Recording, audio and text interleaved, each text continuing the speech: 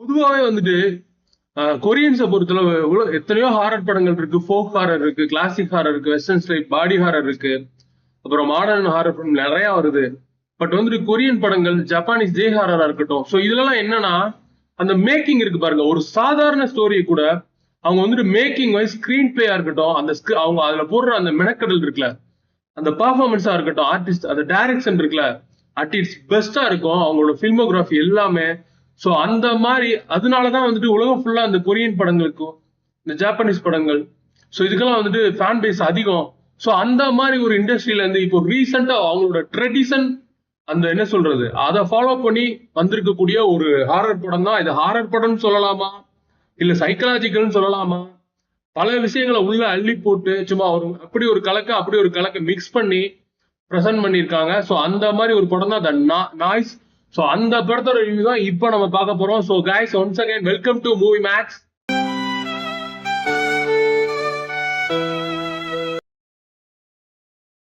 ஸ்டோரியை நம்ம மைல்டு ஸ்பாயிலர்ஸா பார்த்துடலாம். நான் ரொம்ப ஸ்பாயிலர்ஸ் பண்ண போறது கிடையாது, ஏன்னா உங்களோட எக்ஸைட்மெண்ட்டை நான் எப்பவுமே குறைக்க மாட்டேன். ஸோ நீங்க படத்தை வந்து இதாவே போய் பார்க்கலாம். பட் வந்து இந்த படத்தோட நாட் இருக்குல்ல, அந்த பேசிக் அந்த ஒரு சின்ன அந்த ஸ்பார்க் இருக்குல்ல, அது எங்க இருந்து வந்திருக்குன்னா, நான் ரொம்ப வருஷங்களுக்கு முன்னாடி ஒரு ஹாரர் படம், ஒரு ஹாலிவுட் படம் தான் பார்த்தேன். மேபி அது வந்துட்டு ஒரு பாடி ஹாரரா ஒரு எக்ஸ்பெரிமெண்டல் மாதிரி பண்ணுவாங்க. அதுல என்னன்னா வந்துட்டு ஒருத்தன் சாகும்போது அவனோட கண்ணுல வந்துட்டு லாஸ்ட் ஆக்ட் இருக்குல்ல, அந்த லாஸ்ட் ஆக்ட் அதை கேப்சர் பண்றதுதான் அந்த எக்ஸ்பெரிமெண்ட் அந்த படத்துல நடக்கும். ஸோ அதுல என்னன்னா அந்த லாஸ்ட் ஆக்ட் கண்ணுல அவங்க சாகும் போது ஏதோ ஒரு ஒளி பிளாஷ் ஆகுது. ஸோ தே ட்ரை டு ஏதோ ஒண்ணு சொல்ல அவங்க விரும்புவாங்க. அதாவது அந்த அந்த லைட்னிங் ஃபுல்லா அடிச்ச உடனே கண்ணுல சாகும்போது அவங்க சம்திங்ஸ் சொல்ல எக்ஸ்பிரஸ் பண்ண வரும்போது உயிர் போயிடும். அது என்ன அப்படின்னு கண்டுபிடிக்கிறதுக்காண்டியே அந்த எக்ஸ்பெரிமெண்டே நடக்கும். ஸோ அந்த மாதிரி அதுல இருந்து கூட மேபி இவங்க இன்ஸ்பயர் ஆயிருக்கலாம், இல்லாம கூட இருக்கலாம், இவங்களே கிரியேட்டிவா கூட திங்க் பண்ணிக்கலாம்னு வச்சுப்போம். நம்ம சொல்ல தேவையில்லை, நம்ம தெரியாம பேசக்கூடாது. ஸோ அந்த ஒரு நாட் அந்த லாஸ்ட் ஆக்ட் சாகும் தருவாயில் ஏதோ எந்த சுச்சுவேஷன்ல சாகுறாங்க, கம்ஃபர்ட்டா சாகுறாங்களா, இல்ல தவிச்சு சாகுறாங்களா, இல்ல ஏதோ ஒரு எதிர்பார்ப்போடு சாகுறாங்களா, இல்ல நம்ம இந்த மாதிரி சாகுறோமே அப்படின்னு ஒரு விரக்தியோட சாகுறாங்களா அப்படின்ற அந்த சவுண்ட் இருக்குல்ல, ஸோ அதோட அந்த அது எக்ஸ்போஸ் ஆகும்ல. ஸோ அந்த மொமெண்ட்ல தான் இந்த படத்தோட நாட்டே வந்து கிரியேட் ஆயிருக்கு. ஸோ இந்த படத்தோட ஸ்டோரியா மைல்டு ஸ்பாயில்ஸோட பார்த்துடலாம். ஜூயங் வந்து அக்கா, அவங்க வந்துட்டு என்னன்னா ஒரு கம்பெனில வேலை பார்க்குறாங்க. அவங்க வேலை பார்க்குற கம்பெனி வந்து ஒரு ஸ்பின்னிங் மில் மாதிரி இருக்குன்னு வச்சுங்களேன். சவுண்ட் பயங்கரமா ப்ரொடியூஸ் ஆகும். ஸோ எல்லாருமே வந்துட்டு அந்த சவுண்ட்ல இருந்து ப்ரொடெக்ட் பண்றதுக்கு காதுல அந்த அந்த சவுண்ட் ப்ரூஃப் இது மாதிரி இவங்க மாட்டிருக்காங்க. ஆனா இவங்க மட்டும் அது மாட்டல, ஏன்னா இவங்களுக்கு தேவையில்லை, ஏன்னா இவங்களுக்கு 2 காதுமே கேட்காது. அவங்க அதனால வந்துட்டு இவங்க ஹியரிங் மிஷின் வச்சாதான் வந்துட்டு இவங்களுக்கு என்ன வெளியில சவுண்ட் இருக்குன்னு தெரியும். ஸோ இந்த பிரச்சனை இல்லாம தப்பிச்சுக்கிட்டாங்க. ஸோ சிம்பிள், அந்த மிஷின் எடுத்துட்டா இவங்களுக்கு எதுவுமே போட்டு அந்த கம்பெனில ஃப்ரீயா வேலை பார்ப்பாங்க இவங்க மட்டும். ஸோ அந்த மாதிரி ஒரு கேரக்டர் தான். ஸோ சூஹி வந்துட்டு ஒரு அபார்ட்மெண்ட்ல இருக்காங்க, ஒரு 607 இருக்காங்க. 607 அவங்களோட நம்பர், பிளாட் நம்பர். ஸோ அங்க அப்படி இருக்கும்போது இவங்க ஸ்டார்டிங் சீன்லேயே பாத்தீங்கன்னா சீலிங்ல எல்லாம் டேப் அடிச்சுட்டு இருக்காங்க. ஒரு அனாயசமான சத்தம் கேட்குது, ஒரு வியர்டான சவுண்டு, கிரீப்பி. அந்த சவுண்ட் வந்து ஒரு அப்படியே நம்ம மென்டல் டார்ச்சருக்கே உண்டாயிரும். அந்த மாதிரி ஒரு சத்தம் கேட்டுக்கிட்டே இருக்கு விடாம. இவங்க வந்துட்டு இது நம்ம மேடா இல்ல வந்து இந்த அபார்ட்மெண்ட் ஹாண்டடா அப்படின்னு தெரியாம கிறுக்கு பிடிச்சி பித்து பிடிச்சி அலையிறாங்க. அந்த ஓடுறாங்க, இது பண்றாங்க, இது பண்றாங்க, சம்திங். ஒரு வீடு, அவங்க இருக்கிற பிளாட்டே பாத்தீங்கன்னா பொருள் ஃபுல்லா அவங்க வீட்டுக்குள்ள துணியெல்லாம் சதறி கிடக்கு. ஒரு என்ன சொல்றது, ஒரு பெரிய கலவரம் நடந்தா அந்த வீட்டுல எப்படி இருக்கும் அந்த மாதிரி இருக்கு. ஸோ அந்த மாதிரி சுச்சுவேஷன்ல அவங்க வீடியோ கேமரா கையில வச்சுட்டே அழியறாங்க. இந்த பிளாட்ல நம்மளதான் எவனாவது சுத்தி இருக்கிறவங்க வந்து டார்ச்சர் பண்றாங்க இந்த மாதிரி அப்படின்ட்டு. ஸோ அதுக்கு அடுத்த நாள் அவங்க அந்த அபார்ட்மெண்ட்ல இருந்து ட்ரேஸே இல்லாம டிசப்பியரன்ஸ் ஆகிறாங்க, அதாவது மாயமாயிடுறாங்க. ஸோ அதுக்கு இவங்களுக்கு கால் வருது, ஜூயனுக்கு கால் வருது.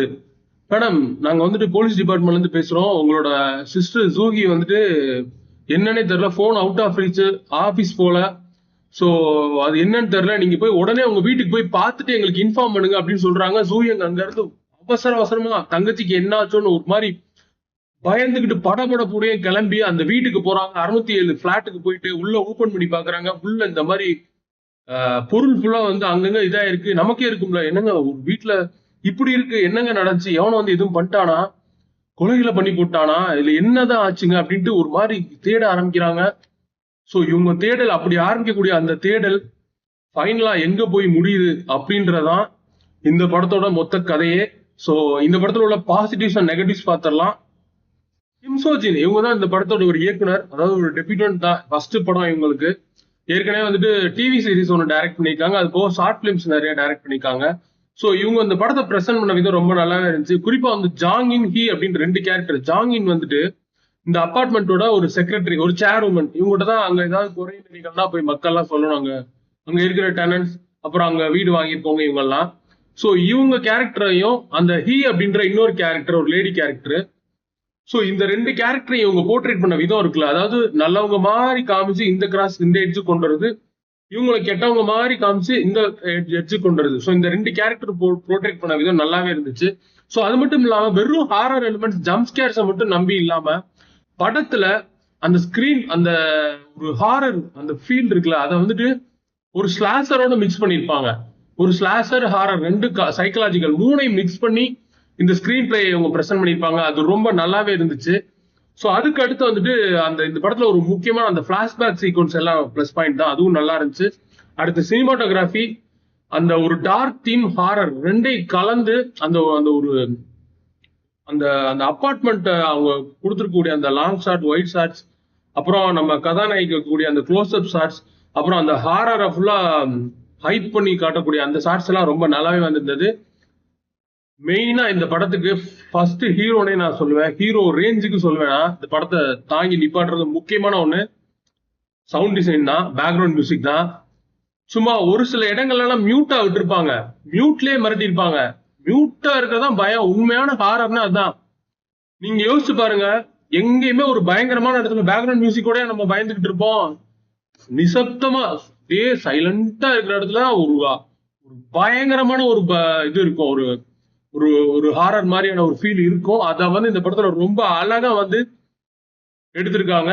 இது மாதிரி நிறைய படங்கள் இதுக்கு முன்னாடி எல்லாம் வந்திருக்கு, அதைத்தான் இவங்களும் ஃபாலோ பண்ணிருக்காங்க. பட் இருந்தாலுமே பார்க்க ஃப்ரெஷ்ஷா இருக்கு, அதான் நான் சொல்றேன்.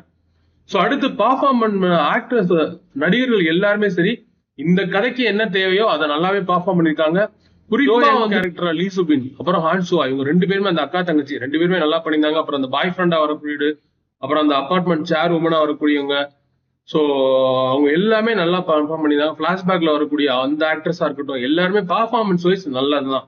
சரி, ஓகே, எல்லாமே பெஸ்ட். ஸோ அப்புறம் இந்த படத்துல என்னதான் பிரச்சனை அப்படின்னு கேட்டீங்கன்னா ஒண்ணுமே இல்லை, சிம்பிள். அதாவது ஃபர்ஸ்ட் ஹாஃப்ல அந்த அவங்க தங்கச்சி காணாம போனாங்க அப்படின்னு போலீஸ் தான் இன்ஃபார்ம் பண்ணுவாங்க. பட் அடுத்து ஒரு சம்பவம் வரந்துட்டிக்கும் போலீஸ் அந்த எந்த சீன்லயுமே வந்திருக்க மாட்டாங்க. ஒரு போன் கூட பண்ணி என்னாச்சு அப்படின்னு கேட்டிருக்கவே மாட்டாங்க. ஸோ அது மட்டும் இல்லாம ஒரு சில இடங்கள்ல வந்துட்டு நமக்கு பார்க்கும்போது ப்ரெடிக்டபிளா இருக்கு, ரொம்ப ஸ்டோரி ப்ரெடிக்டபிளா இருக்கு. பட் ஹாரரா தான் இருக்கு, ஹாரர் ஃபீல் இருக்கு, இல்லைன்னு சொல்லல. பட் நமக்கு தெரியும் இது இப்படிதான் இருக்கும் அப்படின்ட்டு. கண்டிப்பா ஒரு பிளாஷ்பேக் இருக்குன்னு தெரியும், அதுவும் கண்டிப்பா வந்துருது. ஸோ இந்த மாதிரியான சில விஷயங்களும் இருக்கு இந்த படத்துக்கு டிராபேக்ஸ். அது மட்டும் இல்லாம ஒரு சில காட்சிகள் வந்துட்டு ஃபோர்ஸ்ஃபுல்லா அந்த பாய் ஃப்ரெண்டா வரக்கூடிய அந்த கேரக்டருமே சரி ஒரு ரொம்ப இதா எழுதப்படல.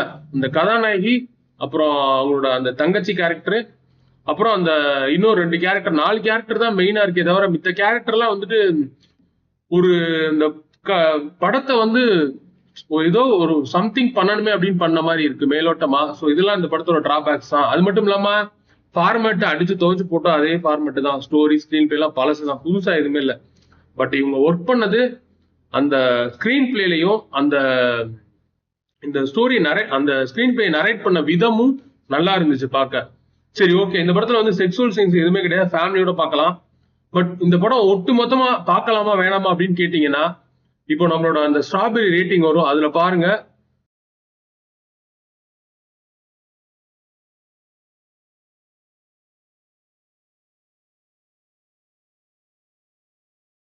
ஒட்டுமொத்தத்தில் இந்த படத்தை நம்ம என்ன சஜஸ்ட் பண்றோம்னா, ஒரு டீசென்டான டைம் பாசிங் ஹாரர் ஃபிலிம், உங்களை இம்பாக்ட் பண்ணி உங்களை தூக்கி வேற லெவல்ல தெரிச்சு வீட்டை விட்டே ஓட வைக்க போற ஒரு ஹாரர் ஃபிலிம் சொல்ல மாட்டேன்.